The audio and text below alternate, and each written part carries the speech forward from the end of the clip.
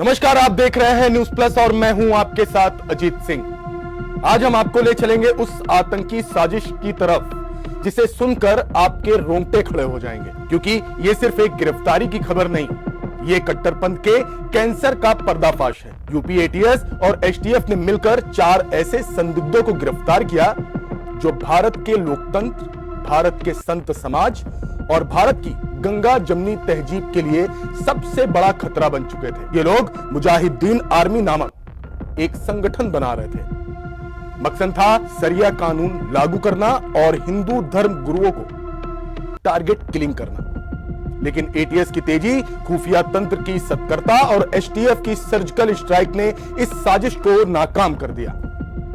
आज हम इस पूरे मामले की पड़ताल करेंगे। सवाल है, कौन है ये 4 आरोपी? क्या था इनका मकसद? किस तरह आई लव मोहम्मद विवाद ने कट्टरपंथियों को फ्यूल दिया?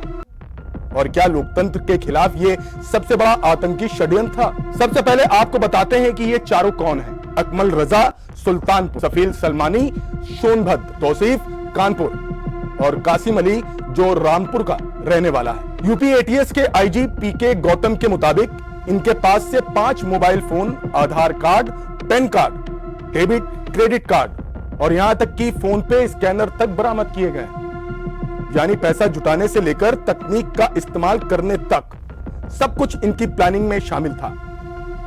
ये आरोपी पाकिस्तानी संगठनों से प्रभावित होकर हिंसक जिहादी गतिविधियों में शामिल होना चाहते थे। सोशल मीडिया पर इनके ग्रुप बने थे। ऑडियो वीडियो मैसेज के जरिए ये लोगों को भड़काते थे और युवाओं को कट्टरपंथ की आग में झोंकने की कोशिश कर रहे थे। अब सवाल उठता है, इनका एजेंडा क्या था? एटीएस के मुताबिक ये लोग मुजाहिदीन आर्मी नामक संगठन बना रहे थे। इस संगठन का मकसद था हिंदू धर्म गुरुओं की हत्या करना, खासकर जो संत जो विवादित बयानों को लेकर चर्चा में रहते हैं। देश में लोकतांत्रिक सरकार को अस्थिर करना और शरिया कानून लागू करना। यानी सीधी भाषा में कहें तो ये लोग भारत के संविधान और लोकतंत्र को गिराने की साजिश रच रहे थे। आप सोचिए, अगर ये कामयाब हो जाते तो देश भर में दंगे, फसाद और हिंसा की आग लग सकती थी। आपको याद ही है, इस वक्त आई लव मोहम्मद विवाद ने पूरे देश में बवाल खड़ा करने वाली स्थिति बना रखी है। सोशल मीडिया पर चलाए गए इस अभियान ने कट्टरपंथियों को फ्यूल दिया। इस विवाद को लेकर कई संतों और धर्म गुरुओं ने कड़े बयान दिए, जिसके बाद कट्टरपंथी संगठनों ने इन हिंदुओं बनाम मुसलमानों की लड़ाई में बदलने की कोशिश की।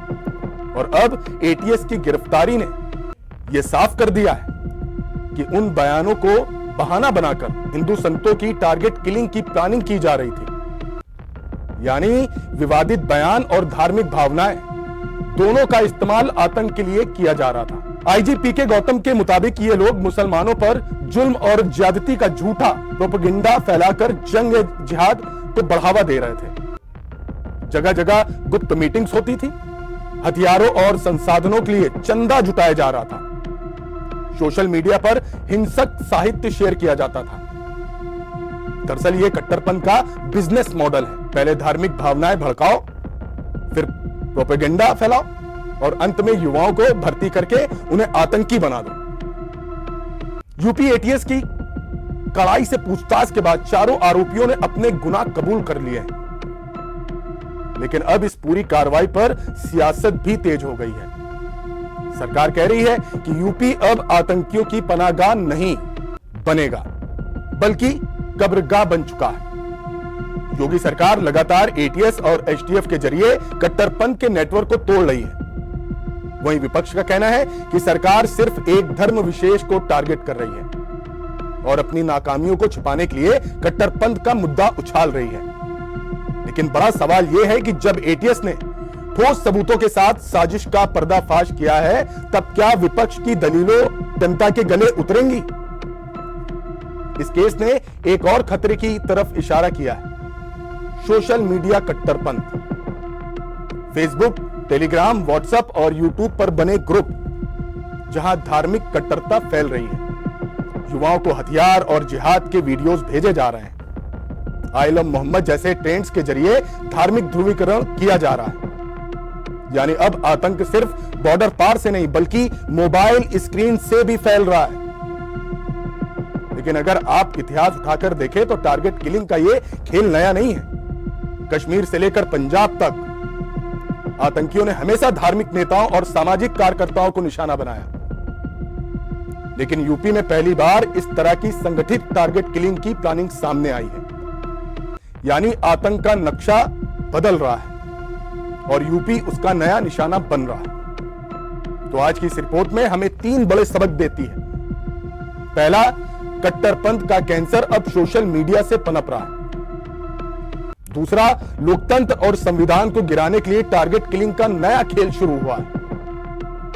तीसरा, आई लव मोहम्मद जैसे विवाद आतंकियों को फ्यूल देने का काम कर रहे हैं। लेकिन यूपी एटीएस और एसटीएफ ने दिखा दिया कि अगर इरादा मजबूत हो तो सबसे खतरनाक साजिश भी नाकाम की जा सकती है। यह सिर्फ 4 लोगों की गिरफ्तारी नहीं, यह संदेश है कि हिंदुस्तान में सरिया नहीं संविधान चलेगा, आतंक नहीं अमन की राह चुनी जाएगी।